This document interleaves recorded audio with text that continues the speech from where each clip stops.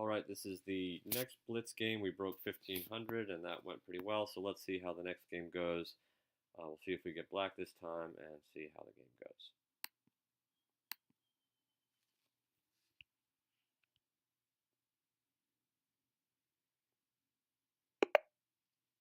Alright, once again white, and we expect a slightly weaker opponent here with Coffee Making Dave, and this is the Scandanavian, I believe it's called, so we're just going to play the typical exchange. This is a Gambit style. He's wanting us to take 2 pawns. I guess it's some kind of Scandinavian Gambit. And if we decline the Gambit, which I am inclined to do, he can just retake.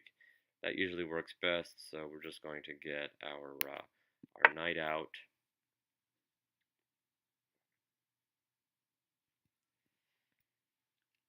And basically toss all of his Gambit preparation in the trash. Although if he's going to make bad moves like that, there's a terrible move, I think we will indeed now accept the Gambit. It now looks pretty safe to do so. The sort of garbage is continuing here. It's not really clear what he intends by all this, but I'm going to try and make it count for as much as possible here. Okay, so he's going to let himself be pinned, although we did lose a move of momentum there, so that's not great. So let's see here if we can continue to exploit the loose structure. What he has achieved here, although we're a pawn up, is he's got more pawns in the center. He's got 3 and I've got none at the moment, so I have to move quickly and efficiently on centralizing my pawns. And he's sort of got this anti-castling technique, which is easily prevented, but nevertheless, we have to be very careful. So let's see how he handles that. Notice this pawn's loose once he develops the knight there, so not so hot on the queen side for him. And we're looking at this open diagonal, which we should be able to exploit. Should just be able to hopefully murder him on that, but for now we've just got to be careful that we don't lose a piece with a simplistic fork attempt here. So he's looks like he's got some tricks, so we do have to be very careful. The bishop is looking loose, so bishop d7, d2, take, so gotta be careful here. Bishop b3, bishop takes knight, take, queen takes. Looks like we might be down a pawn here. It might be getting back that pawn after all. That bishop is just too loose. So here, take, and queen's still connected, so we should be all right there. A little bit annoying, but we do have this wonderful diagonal, so that should be enough compensation for the c-pawn that we're about to lose. Okay, predictable response there. Pretty straightforward stuff. Queen c3 check, bishop d7, bishop d2, and we have a lead in development, and the pawns are equal. So he has this inexplicable, terrible, both knights at home, long diagonal. Doesn't make a lot of sense. He didn't succeed in any of the anti-castling junk. So it's time to just castle and get the game on with equal material and a bishop pair. Yeah, that knight e7 passive. So we can't play knight. There's no knight e5 tactics, although perhaps we could create it. e6 is available.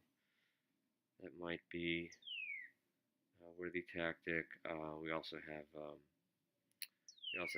d4, but let's centralize the rook for multiple purposes first. Maybe a3 with bishop I see, so he's got that knight blocking, so we might consider, no, we don't want to play c4. Some way to get rid of that knight would be good. So come up with some kind of commitment here. Perhaps the knight e5 sacrifice works now. Check, and then I think it's time to just go for broke here and play the knight sacrifice. He's totally.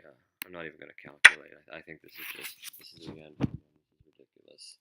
He can't play f6 and expect to get away with it.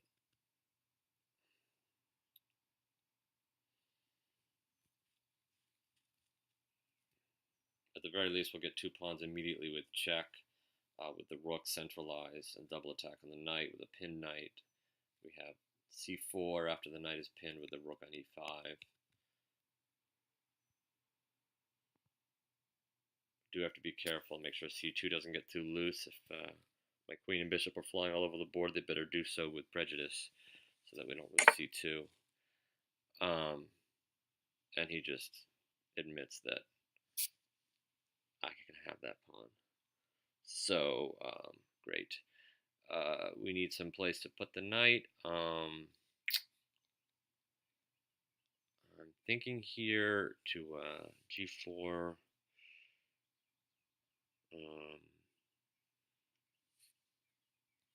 Nothing immediately wonderful for that, so I think we're just going to quickly go back and watch the time.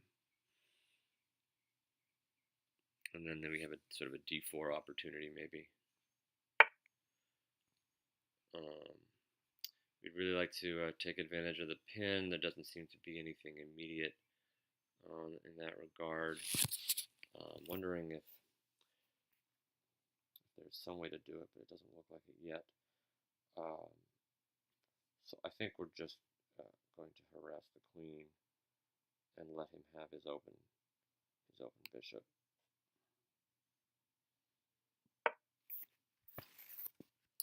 And then we need to work with the d file here, rather the open e file rather.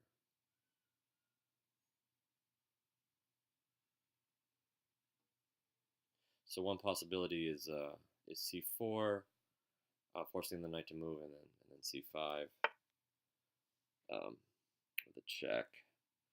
So let's see, c4, knight moves, and c5 check. I think that should work. Let's see how that goes. Now the e file is taken, so he's got to retreat c7. And I think he actually has to play king h8 here and just lose it. Just admit it. Well, yeah, I think he's in a lot of trouble here. So I suspect he'll resign immediately. Barista Dave should go back to making coffee.